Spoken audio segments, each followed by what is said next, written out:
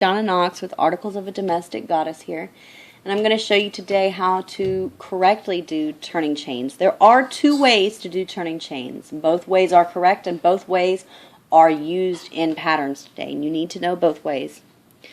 This first way is kind of the beginner way, and you have to understand it in order to know the alternative or the second way. So they're not really named. They're just different ways to do a turning chain, and they're used in different ways and different patterns to create different things. So 1, 2, 3, 4, 5, 6, 7 stitches in my row, 1 turning chain for a single crochet row, and with a single crochet row you're always going to work into the second chain from your hook. This is not a chain, this is the loop that's on my hook, so you have 1 second chain from my hook or the first stitch in the row. And I'm going to show you 2 rows of single crochet so that you can see that. 2, and it would be prudent of you to invest in stitch markers as a beginner. If you don't have stitch markers, you can do what I do and use safety pins, because I lose stitch markers.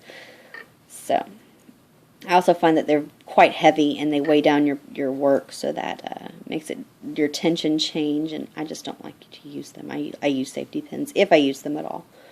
As a beginner, you should use safety pins. They're going to help you greatly, or paper clips or a piece of yarn. So we've got 1 row of single crochet with 7 single crochet in our row. You can see that the tops of the stitches here, that is these V's here, these are the tops of the stitches. There's a back loop here, back loop, and there's a front loop, and there is a post. It's very short here, but there is a post.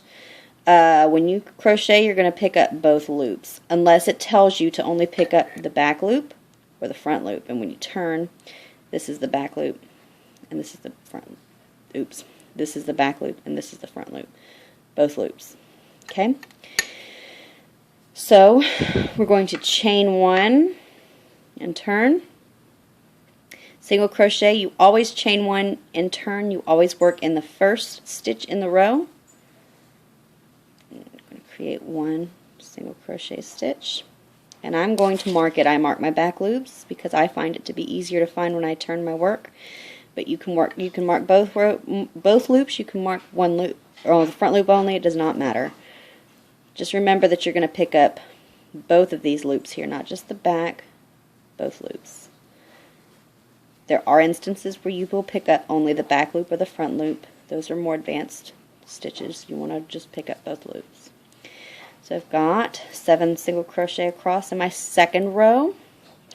Here's my last stitch. See how helpful that is? Because for a long time I did not know where my last stitch was, and I thought this little turning chain was a stitch. And you might too, and that's why it might be prudent of you to invest in safety pins. They're very cheap and easy to keep track of.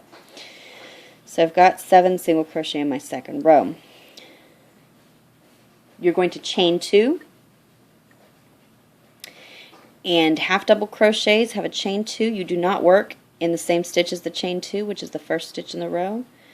You're going to yarn over. You don't work here. You work in the second loop, second stitch, because your chain 2 here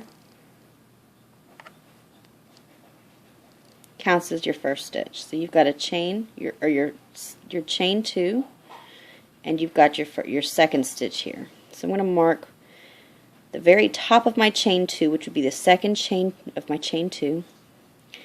That's going to be my my first stitch.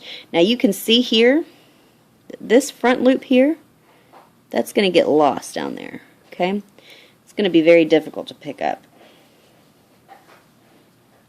but that's just the way it is. So here's my half double crochet, 7 half double crochet, and don't do that. 7 half double crochet across, and I know it's 7 because number 1 I'm going to count in my head, and number 2 I mark my last stitch, because a lot of times you're going to work in this stitch and you don't want to do that, or this chain, and you don't want to work in the chain. Okay, 7 half double crochets.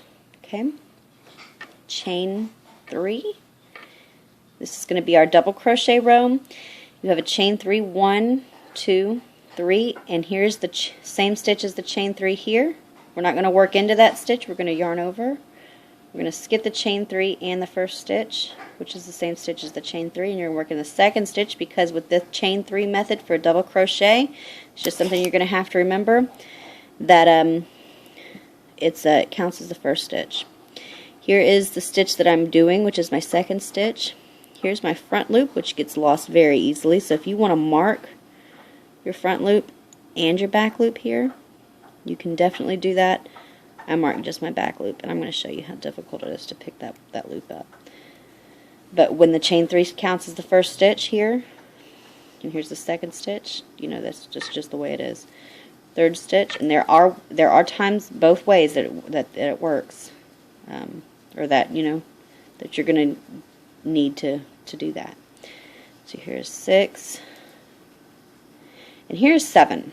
Here's my first time working into the top of a chain, because it does count as a stitch. So here's my back loop here, and don't forget this is a hook, so you can turn it any way you want to turn it. Now here is my front loop, right there. Okay, it's just going to take time. If you want to do just the back loop for now, it is going to look different, but for all intents and purposes, it's going to do the job. So if you want to just pick up the back loop until you learn how to pick up the front loop as well, that's fine too. Now, with this method, this is the beginner method, and it is very important. You have to know that chain 1 will get you to the height of a single crochet, a chain 2 will help you to get the height of a half double crochet, and a chain 3 is going to help you to get to the height of a double crochet. You have to have that. But you can see that when you count the turning chain as your first stitch in a row, there's big holes here.